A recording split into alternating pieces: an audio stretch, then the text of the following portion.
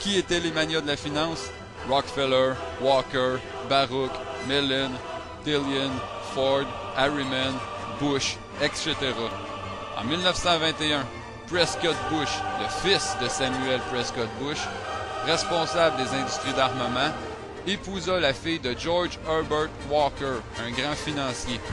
En 1924, c'est la naissance de George Herbert Walker Bush. En 1934, à la demande de J. Edgar Hoover, patron du FBI, le Nye Munition Committee est formé pour démontrer qu'il y avait eu complot entre les industries d'armement et les banques durant la Première Guerre mondiale. Il n'y aurait pas eu ben à chercher loin. Juste George Herbert Walker Bush, c'est la preuve. En 1934, en Pologne, près de la ville de Oświęcim, dans l'une des régions les plus riches en minerais, la société appartenant à Prescott Bush, Harriman, Fritz Tyson et leurs associés, la Consolidated Silesian Steel Corporation, est accusée par le gouvernement polonais de fraude, de comptabilité fictive et d'évasion fiscale. L'année suivante, Prescott Bush conclut une entente avec le gouvernement polonais et la Consolidated Steel a pu continuer à piller la Pologne pour fabriquer des chars d'assaut, des avions et des explosifs qui serviront à l'Allemagne et Hitler pour envahir la Pologne 5 ans plus tard. En 1936, le comité Nye a réussi à démontrer que pendant la Première Guerre mondiale, des pressions ont eu lieu sur le président Wilson pour qu'il intervienne dans le conflit. La conclusion de la commission est que les États-Unis sont entrés en guerre parce que c'était dans leurs intérêts monétaires que l'Angleterre gagne. Mais ma conclusion à moi, c'était une façon d'affaiblir le contrôle britannique sur le Moyen-Orient pour ensuite prendre possession de ce contrôle. C'est drôle, c'est à Auschwitz que Hitler fera construire en 1939 le premier camp de concentration qui entrera dans l'histoire, sous le nom allemand de Auschwitz, qui veut dire la petite ville, compris dans l'immense complexe d'Ig Farben. Dès la fin de 1941, le camp sera également utilisé pour les travaux forcés. Les prisonniers valides travaillaient comme des esclaves dans les mines et les usines de la Consolidated Steel. Pendant la guerre, la société est rebaptisée la Silesian American Corporation, totalement contrôlée par Bush et Harriman, qui empochent l'argent fourni par des milliers d'esclaves d'Auschwitz. Après l'attaque de Pearl Harbor en 1941, le gouvernement américain interdit le commerce avec l'ennemi. Ça s'appelle Trading with the Enemy Act. Le 22 octobre 1942, les actions de l'Union Banking sont saisies, y compris celles de Bush et Harriman. Harriman et Bush, amis personnels de nombreux dirigeants du Troisième Reich, sont dénoncés comme collaborateurs nazis. Un mois plus tard, le gouvernement reprend aussi la Silesian American Corporation. Mais Prescott Bush conserve sa fonction jusqu'en 1943 grâce au soutien de son avocat, Allen Dulles, un des architectes de la future CIA. En 1942, Bush perd tout et cesse de supporter Hitler dû à l'enquête de la commission Nye, demandée par Hoover. Mais, juste 4 ans plus tard, Prescott Bush, devenu sénateur, finançait politiquement son jeune politicien favori, Richard Nixon.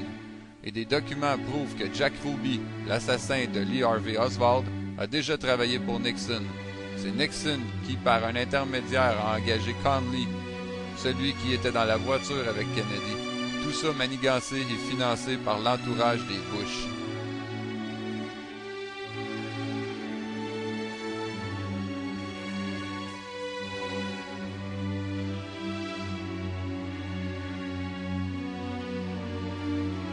En 1947, création de la défense américaine avec Allen Dulles comme architecte. Prescott Bush, qui faisait affaire avec le Troisième Reich depuis longtemps, mais tout commerce avec l'Allemagne ayant été interdit, les sociétés de Bush furent placées sous séquestre par le gouvernement de Roosevelt après l'entrée en guerre des États-Unis. C'est alors qu'une constellation d'entreprises internationaux furent créées pour contourner la législation. Bush et compagnie installa aux Pays-Bas des sociétés de blanchiment d'argent du crime, dont la Consolidated Silesian Steel Corporation, propriétaire de l'usine d'Auschwitz. Les profits réalisés furent gérés par Fritz Tyson jusqu'à sa mort en Argentine en 1951. 1,5 million fut alors récupéré par Prescott Bush via l'Union Banking Corporation et placé dans une société anonyme créée pour l'occasion, l'Overbuy Development Company, active dans le commerce du pétrole et dans les brevets pétroliers. légué à George Herbert Walker Bush. 2 ans plus tard, il crée Zapata Offshore Company. La firme exploitera les premiers puits de pétrole au large de Cuba, du Koweït et qui plus tard obtiendra des intérêts au Qatar et en Égypte. George Herbert Walker Bush avec Zapata Offshore Oil était positionné dans le milieu des opérations de la CIA près de l'île de Key-Sal, point de ravitaillement pour les attaques terroristes sur Cuba contre Castro, comme Opération Mongoose 40 Alpha 66. Allen Dulles, ancien avocat de Prescott Bush qui travaillait pour la firme Sullivan & Cromwell, est devenu en 1953 le premier directeur civil de la CIA. C'est également le jeune frère de John Dulles, secrétaire d'État sous Eisenhower.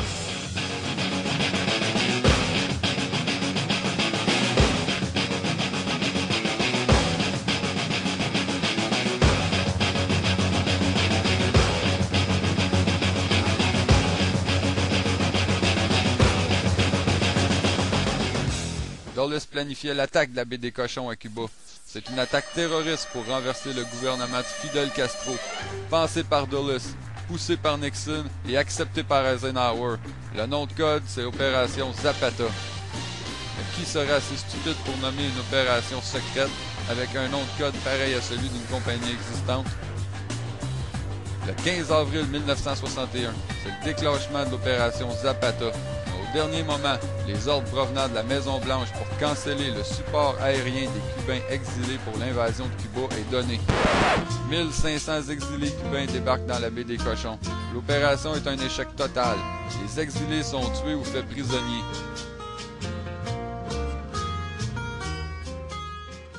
Kennedy est contraint de négocier leur libération contre 53 millions de dollars. John Kennedy déclare assumer seul la responsabilité du désastre de la baie des Cochons, mais en privé, il déclare que la CIA lui a menti sur toute la ligne. Le 27 avril, le speech à Kennedy contre le nouvel ordre mondial est celui-ci. The very word secrecy is repugnant in a free and open society, and we are as a people inherently and historically opposed to secret societies, to secret oaths, and to secret proceedings. We decided long ago that the dangers of excessive and unwarranted concealment of pertinent facts far outweighed the dangers which are cited to justify it. Even today, there is little value in opposing the threat of a closed society by imitating its arbitrary restrictions. Even today, there is little value in ensuring the survival of our nation if our traditions do not survive with it. And there is very grave danger that an announced need for increased security will be seized upon by those anxious to expand its meaning to the very limits of official censorship and concealment. That I do not intend to permit to the extent that it's in my control.